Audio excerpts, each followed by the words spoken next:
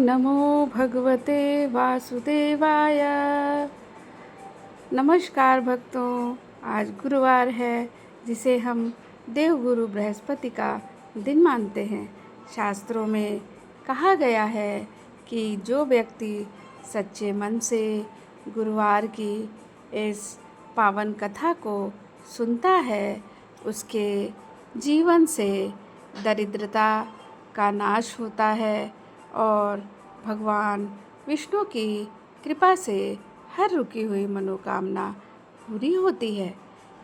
क्या आपके कार्यों में बार बार बाधाएं आ रही हैं या घर में सुख शांति की कमी है?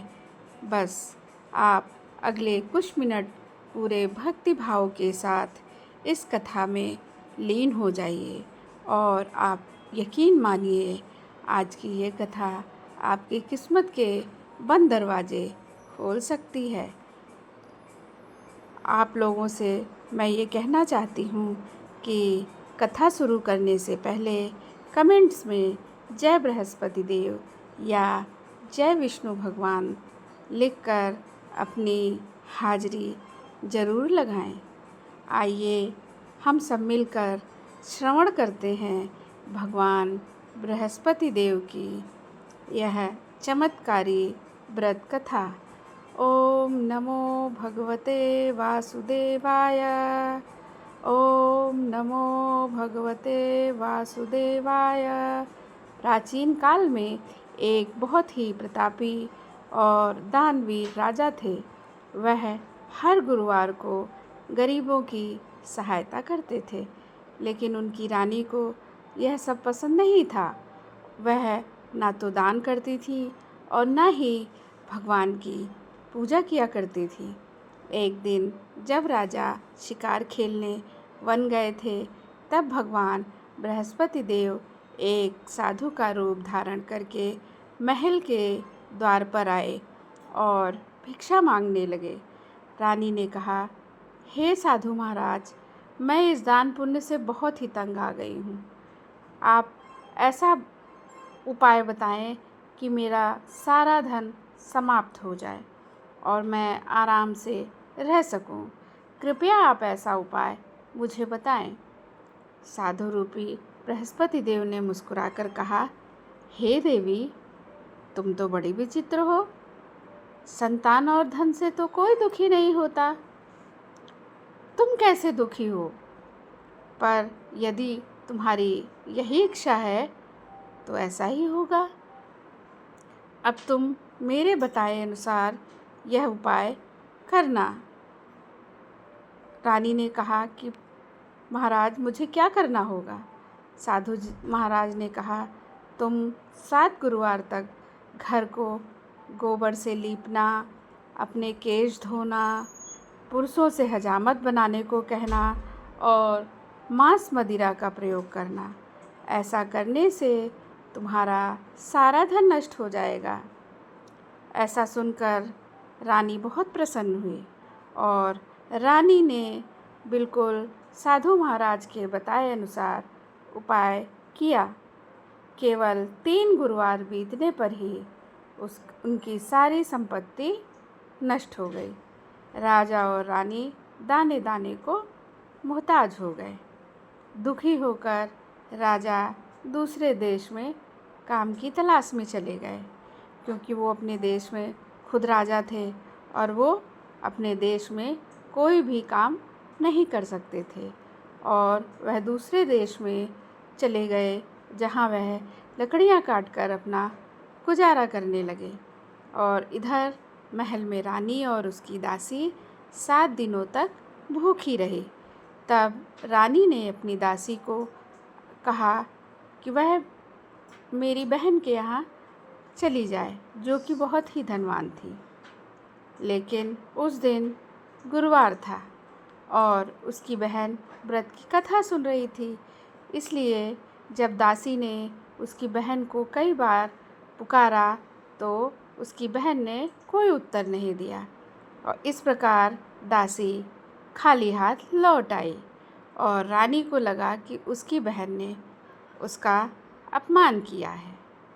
अंततः कुछ दिनों बाद भगवान बृहस्पति देव फिर से साधु के वेश में आए और दासी को गुरुवार का व्रत करने और कथा सुनने की विधि बताई।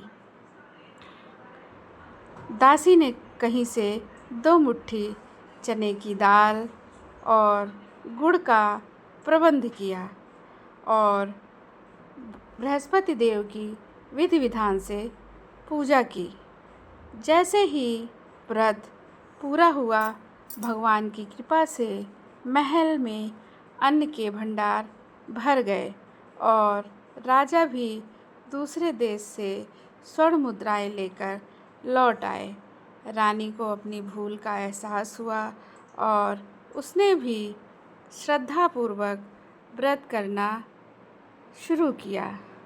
इस प्रकार भगवान बृहस्पति देव की कृपा से उनके सभी कष्ट दूर हो गए। इस प्रकार जो भी स्त्री या पुरुष इस कथा को पढ़ता या सुनता है, उसके घर में सुख शांति और अखंड लक्ष्मी का वास होता है। भक्तों, यह थी गुरुवार व्रत की महिमा। भगवान बृहस्पति देव आपकी झोली खुशियों से भर दे। अगर आपको यह कथा अच्छी लगी हो तो वीडियो को लाइक करें और अपने परिवार के साथ, अपने मित्रों के साथ इसे शेयर करना ना भूलें। बोलो बृहस्पति देव की जय। बोलो श्री हरि विष्णु की जय। ओम नमो भगवते वासुदेवाय। और आइए अब हम जानते हैं गुरुवार व्रत की पूजा विधि। सबसे पहले गुरुवार के दिन सुबह जल्दी उठकर स्नान करें। संभव हो तो पानी में 1 चुटकी हल्दी मिला लें और इस दिन पीले रंग के कपड़े पहनना अत्यंत शुभ माना जाता है, क्योंकि यह भगवान बृहस्पति का प्रिय रंग है। और इस दिन हमें केले के पेड़ का पूजन भी करना चाहिए। यदि घर में या घर के आसपास केले का पेड़ हो तो वहाँ जल अर्पित करें और पेड़ की जड़ में चने की दाल और गुड़ चढ़ाएं।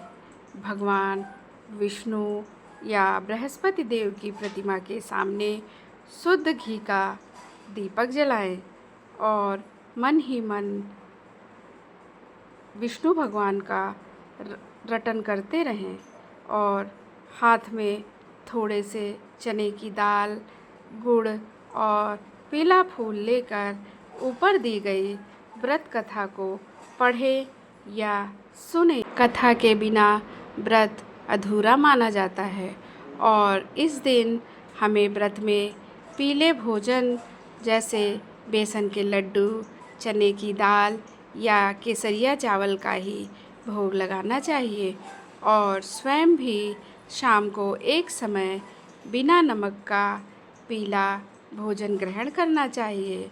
और याद रखें, गुरुवार के दिन बाल नहीं कटवाना चाहिए, नाखून नहीं काटना चाहिए, कपड़े नहीं धोना चाहिए या घर में पोछा लगाना वर्जित माना गया है। मित्रों, आपको यह कथा अच्छी लगी हो तो आप मेरे चैनल को लाइक, शेयर और कमेंट, सब्सक्राइब करना ना भूलें। धन्यवाद।